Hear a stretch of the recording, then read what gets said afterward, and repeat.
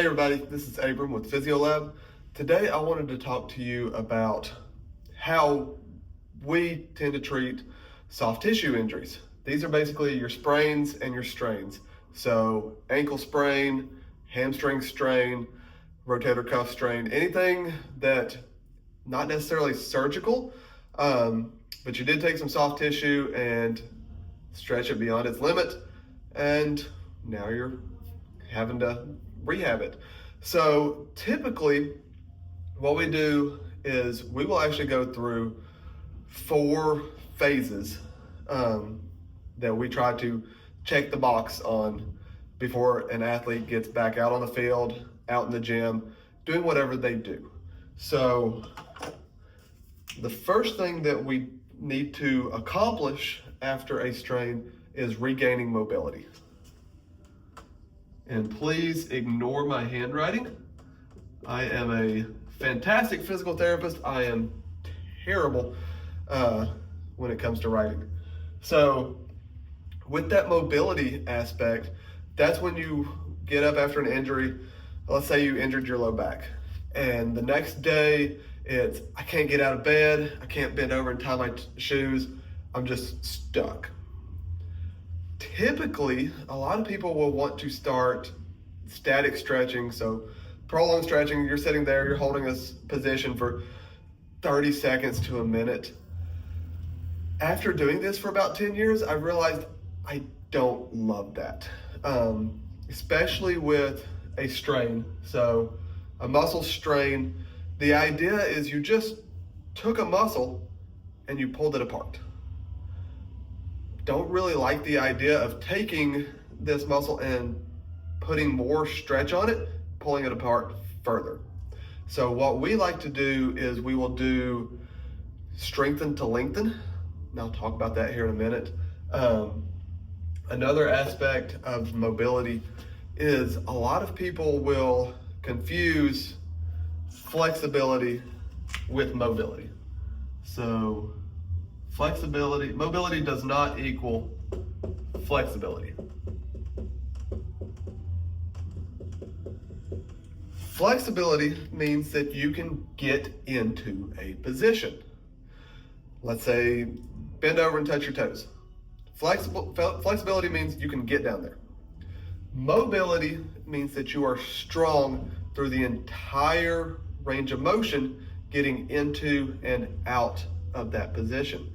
You'll find a lot of people with hypermobility syndrome, Ehlers-Danlos syndrome, a lot of your gymnasts, your dancers, wrestlers, even people who their sport requires them to go above and beyond normal ranges of motion, are very, very, very flexible.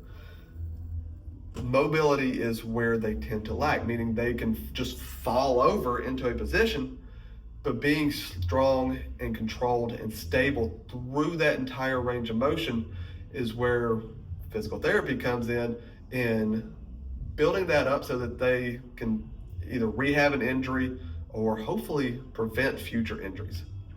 So with mobility, we don't want to do the long static stretching, especially early on, because you're just taking an already irritated tissue and you're just pulling it apart. Plain and simple, that's kind of what you're doing.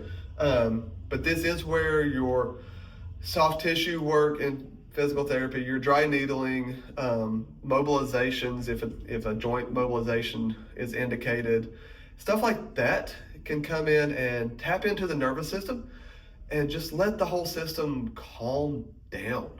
Because right now, your body knows that something, let's stick with your low back, is injured. Doesn't know what's going on. So between your brain and your body, everything's freaking out and it'll guard. It tightens up to try to protect itself. So what we want to do is calm things down, calm the nervous system down, let everything just chill out a little bit and start easing into that range of motion. You will find with patients that, the first rep, they're not going to move a lot. They're going to have a lot of pain. It's not going to be fun. We keep doing it. We keep exposing the tissue to a range of motion that we know as physical therapists is safe.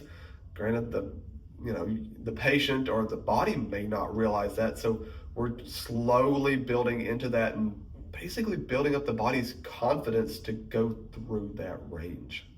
Again, we can try dry needling, cupping, scraping, taping, soft tissue work, mobilizations. There's so many things that you can do. The whole end goal is calm the system down enough that it can actually start working through that range of motion and regaining that mobility. The next phase is regaining strength. Even after a strain and you've kind of got that mobility back, you're back to relatively normal everyday activities, a lot of times people will be like, I can do anything once. But what we need to do is we need to build that strength up to regain stability, regain safety and confidence in the tissue, because you did tear muscles apart. So you're trying to, as it heals and it grows back, we have to regain that strength. With a low back strain, that's literally just going to be, they've got the mobility, they can bend down and put their shoes on, which if you've ever had a back injury, that's a win in itself. But it's the getting back up, it's the picking your child up, it's carrying groceries, it's to a deadlift, to bigger movements. But regaining that strength is vital. The next thing is going to be endurance.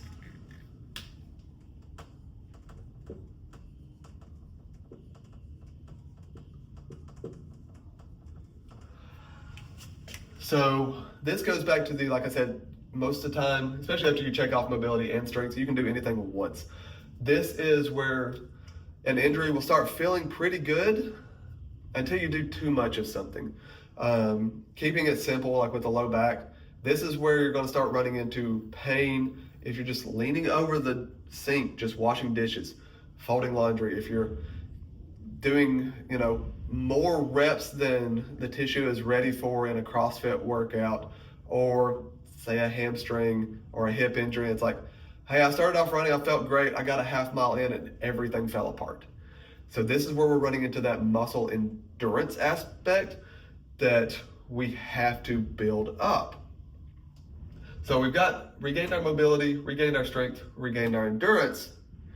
The next and really the last thing before we're back out doing awesome things is speed and power.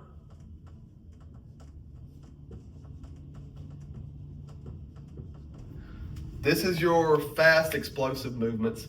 If we're talking CrossFit, this is your snatch, your clean and jerk, your powerful Olympic movements. This is jumping, this is sprinting.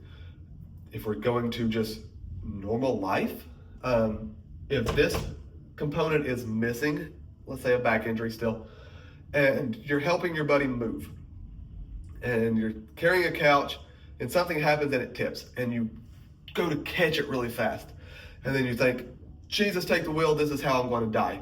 Because that muscle, even though, you had your mobility, you had your strength, you were working on the endurance, everything's doing good, but you haven't filled in this speed power component yet.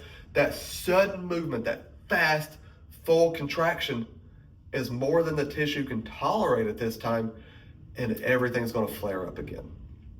A lot of times, in my experience, I see a lot of people they'll get their mobility back pretty quickly. Physical therapists, especially traditional physical therapists, are notorious for just stretches. And then very low level strength work, usually not a whole lot of endurance work, but by the time you hit mobility and the strength, you start feeling pretty good. That sudden pain, that intense pain from the injury has settled down. You're like, I'm feeling all right, until the endurance kicks in or you need that speed and power. So, working through the steps is vital to completing a plan of care. Now, a lot of times People will think that you have to check one before you check the other, before you check.